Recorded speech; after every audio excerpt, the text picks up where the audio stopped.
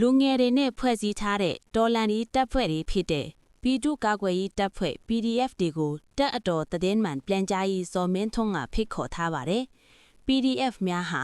တုတ်ချောင်းတနတ်ကိုင်ရနေယခုဆိုစစ်တနတ်တွေကြိုက်တယ်လို့ကိုင်နိုင်တဲ့အဆင့်ရောက်နေချေမှာတော့စစ်အုပ်စုတွေအတွက်အာဏာထိုင်ခိုင်ဟာတုံလုတ်လာနေပါပြီ။ဘုံကျဲခြင်းနဲ့လည်းသူတို့မကာကွယ်နိုင်ကြတော့ပါဘူး။ဇော်မင်းထွန်းက PDF တွေအနေနဲ့အလင်းဝယ်လာကြဖို့ကျွန်တော်တို့အစိုးရကအမြဲတမ်းတကားဖွင့်ထားပေးပါတယ်။ခမရတို့ရဲ့စစ်ရေးအတွေ့အကြုံတွေလိုတက်မတော်နဲ့ပူးပေါင်းပြီးတိုက်ပြည်အသက်အသုံးပြုကြပါ။ဥပဒေပေါင်းနဲ့ဝင်လာပြီးစစ်မှုထမ်းပြီးရင်ကောင်းရောင်းကောင်းဝယ်လှုပ်ရှားကြပါ။အထူးအခွင့်အရေးပေးထားမယ်။ပြည်တွင်းမှာမပြောဘဲနိုင်ငံခြားအထိအလုပ်တော်လုပ်ချင်ရင်နိုင်ငံခြားအလုပ်ရှင်တွေနဲ့ချိတ်ဆက်ပေးမယ်။တိုင်းပြည်လဲနစ်နာလာပြီးကျမတို့အစိုးရစီအလင်းလာဝင်ကြပါတော့လို့ပြောကြားလာတာဖြစ်ပါတယ်။အာနာသိမ့်မင်းအောင်လှိုင်ဦးဆောင်တဲ့စစ်တပ်ဟာတော်လန်ရေးအင်အားစုတွေကိုဘလို့မှမရှင်းနိုင်တော့ပါဘူး။သူ့ကိုယ်သူတောင်ရုံးကနေရတော့ PDF တွေကိုမတ်လုံးပေးပြီးဖိတ်ခေါ်နေရတဲ့အဆင့်ထိရောက်နေပါပြီ။ PDF များဟာယခုဆိုဒုံးကြီးတွေပါလက်လောက်ကိုထုတ်နေတောင်ထုတ်နိုင်ကြပါပြီ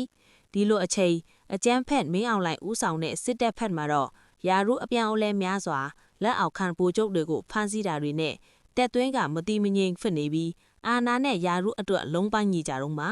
လောလောဆယ်ဖေဖော်ဝါရီလ1ရက်နေ့တုန်းကမင်းအောင်လှိုင်ကတော့လက်ပခတိုင်းဤဒုရအတိုင်းမူဘိုးမှုကျုပ်လေးနိုင်စိုးနဲ့မိထလာမျိုးအခြေဆိုင်တက်မ69တက်မမူဘိုးမှုကျုပ်စိုးဝင်းထွန်းတို့ကိုမေမြို့တို့လုံခြုံရေးအစည်းအဝေးလို့ခေါ်ယူပြီးဖမ်းဆီးလိုက်ကြောင်းသိရပါတယ်။ဘာကြောင့်ဖမ်းဆီးလဲဆိုတာကတော့မန္တလေးနန်းတွင်ကိုစစ်ကော်မရှင်ဥက္ကဋ္ဌလက်ရှိတပ်တန်းတိုးထားသောမင်းအောင်လှိုင်ညင်ဇနီးကျူကျူလာတို့ရောက်ရှိနေတဲ့အချိန်တော်လန်ရေးတပ်ဖွဲ့မှရှော့တိုက်တုံး9လုံးပစ်ခတ်ခံရခြင်းကြောင့်ဖြစ်တယ်လို့သိရပါတယ်။အဆိုပါပစ်ခတ်မှုအတွက်သတင်းအတိဘလို့ပေါက်ကြားကြောင်းမသိရသေးသလိုစစ်ကော်မရှင်ဥက္ကဋ္ဌထိခိုက်ခဲ့တယ်လို့အတိမပြုတ်နိုင်တဲ့သတင်းတွေကလည်းဆိုထားပါတယ်